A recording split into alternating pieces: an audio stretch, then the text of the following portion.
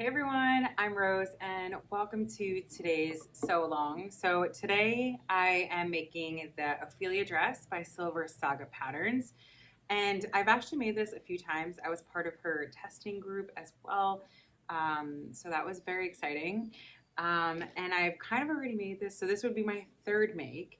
And every time I've made it slightly different. So the first time I made it and it was as per the pattern, I did do a little bodice alteration because she had mentioned that her torso was a little on the short side. So I believe I extended the bodice length about 1 inch on the front and back. So that was my first correction. So I made that into a dress and then also a top. And then today I am making another dress. However, I'm shortening the bodice. So instead of going back to like original factory settings, kind of, I am reducing it a little bit further. So I want it to be a little bit more of an empire waist. I just thought this would be really fun. And I really like this kind of style as well. I found really wonderful secondhand fabric from the thrift store. It is like white and it has this like really shimmery kind of look to it. I thought this would be really perfect. Initially, this was supposed to be a top. However, I keep thinking of it as a dress, and I guess I can always shorten it back to a top if it's a little bit too much. I really want to make sure I get a lot of wears out of this. So also the dress is not going to be like the full length as per the sewing pattern, but it is going to be, I think, about my knees or a little shorter. I haven't really decided. I have everything cut. So I don't know about you or how you guys work with your sewing patterns, but recently I've kind of been batch cutting so that I can kind of sew very quickly. So I have everything cut. I have all my notions. I already cut my bias, which is always something I do last. So hopefully today we can kind of just sew very quickly. And yeah, I'm not sure if I can finish this today, but we can see how far I get. And let's start. So the first thing is first, we're going to start with our bodice. So I didn't mark the darts. That would be the first step.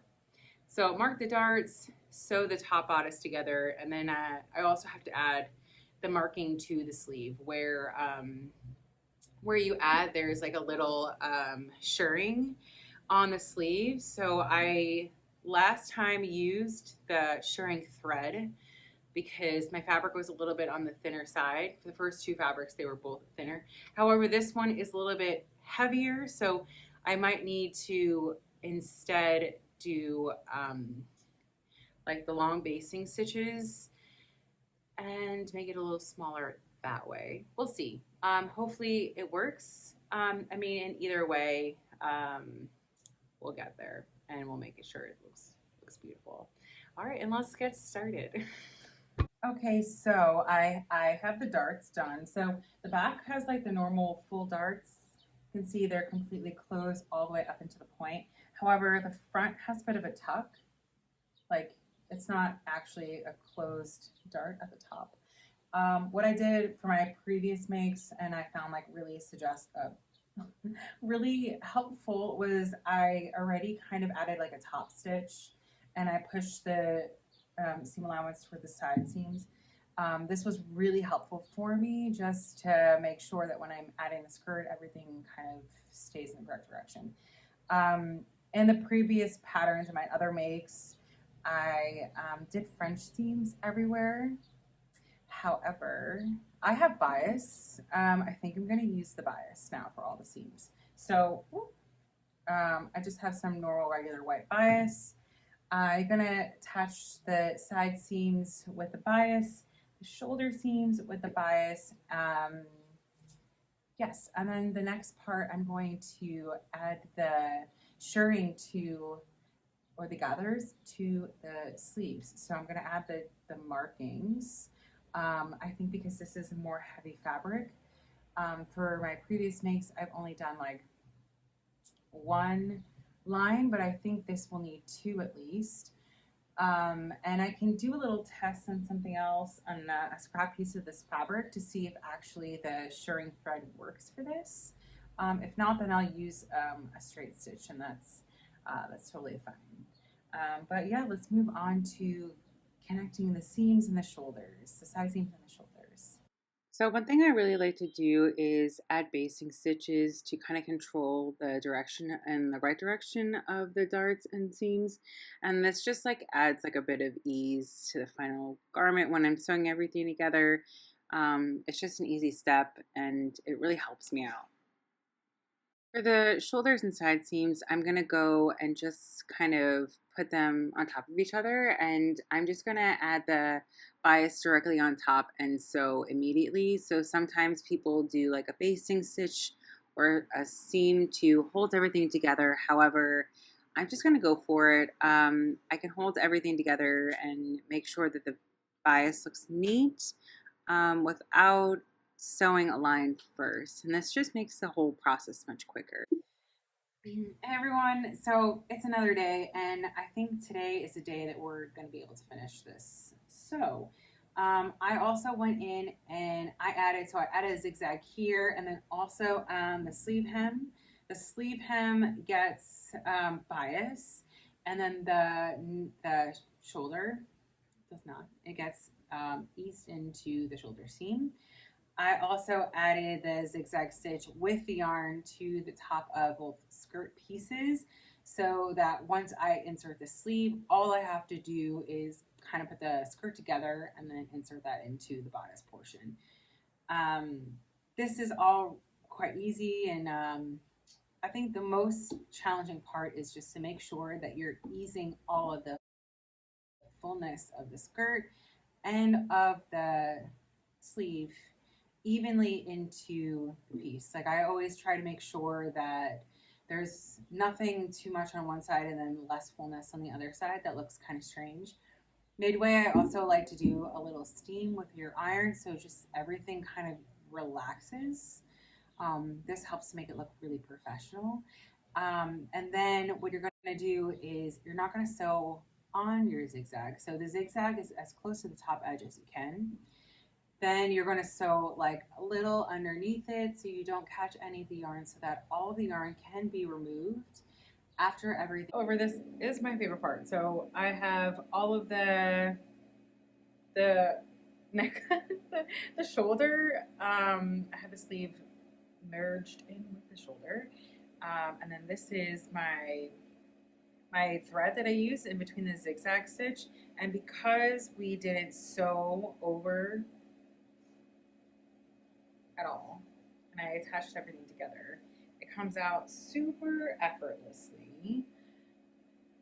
And that's my favorite part. And I'm so excited to do it for all the other things. So if you take a look now, we have the sleeve. It is inside of the armhole. You can give that another nice little steam. Yeah, and then we just have the sleeve opening, and then yeah, there's a few other little details here. I'm not sure how much I'm going to get through today, but we can always hope. Can always hope. So one thing that I found that was really important to do when you're making this dress is, well, for some reason, the first time that I did this, I did not do the bias. Like I did not press the bias before sewing it on, and it made it look like a little messy. So this time and the last time I made it, like for my top, I made sure to press my bias beforehand. So that's kind of what I was just going to do. I also pressed the bias, sewed it already on the neckline, and for this time I just folded in half and then folded it under and added like a stitching to it. I like this like look a little bit better. It's more clean. And yeah, so now I'm adding the sleeve bias to the sleeve hem edge, and then I'm pulling all of the gathers and finishing the sleeve hem. The next step is just to add the bottom skirt. So we're getting there. Okay, so I just finished adding the sleeve to the bodice. I also added the bias to the neckline and also the sleeve hem edge. So that's all finished off. The next part is to kind of complete and construct the skirt so that I can add it to the bodice. So what I'm gonna do now is first I'm gonna add the pockets. Pockets are gonna just be right sides together, the notches, and then sewing it right sides together and then pressing it open and adding a nice little top stitch. So this just adds like a nice little finish so that the seam points in the right direction and the bolt doesn't get in the way. After this is done, you just kind of do like a straight and then go around the pocket bag and go all the way down from the side seam to the skirt hem edge. So the previous dress I made from the Silver Saga Ophelia dress was actually about calf length, and I knew that I wanted to go a little bit shorter because I think I would get more uses out.